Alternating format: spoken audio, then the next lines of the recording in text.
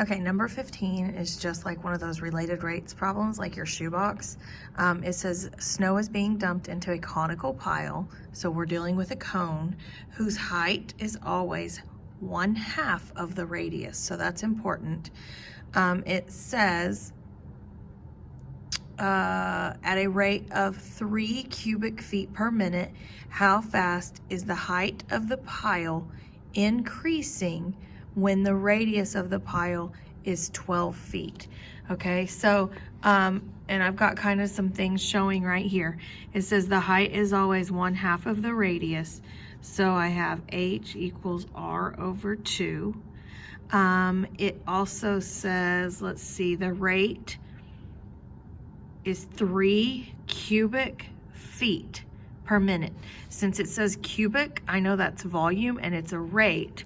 So that's dV dt is 3. And if you want your cubic feet per minute, how fast is the height increasing? That means we need to find dH dt. And it says when the radius of the pile is 12 feet. So radius equals 12 feet. Okay, so since we're dealing with a cone, it tells me the volume of the cone is 1/3 pi r squared h. So when I start finding the derivative, you have two variables, so you're gonna have to do the product rule. Okay, so dV dt equals, I'm gonna keep my 1/3 pi, and then let's say I do u prime, that's gonna become 2/3, and then we'll have RH. I just took the derivative of R, so dr dt, and then plus, now I'm gonna take the derivative of H, so I'm gonna keep my 1/3, my pi r squared, the derivative of H, that's where we're gonna put dH dt. So at this point is where I would start plugging things in. So I have a dV dt, that's 3. I have an R.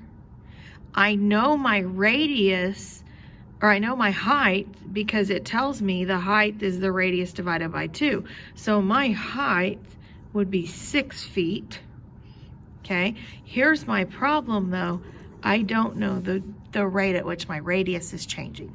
Okay, that was not given. So basically, we're gonna have to redo this problem a different way. This came from R. So what we're gonna have to do is we're gonna have to rewrite this and get rid of R. We don't want R because I don't have this right here. Well, we have this equation, so I could also multiply both sides by 2 and say that R equals 2H. So what I'm gonna do, we're gonna scratch this. Let's rewrite the volume formula, but instead of R, let's use 2H. So there's my R squared, I plugged in 2H. So when I rewrite this, I get 1/3 pi, and then this would be 4H squared times another H. So when I fix that again, I get 1/3 pi 4H cubed. So now I can do dV dt equals, I only have one variable. So what's gonna happen when I do the power rule is when I move the 3 to the front, those 3's are gonna cancel. But I still have a 4 pi h squared, and I just took the derivative of h, so dH dt. Now look, I have this is 3.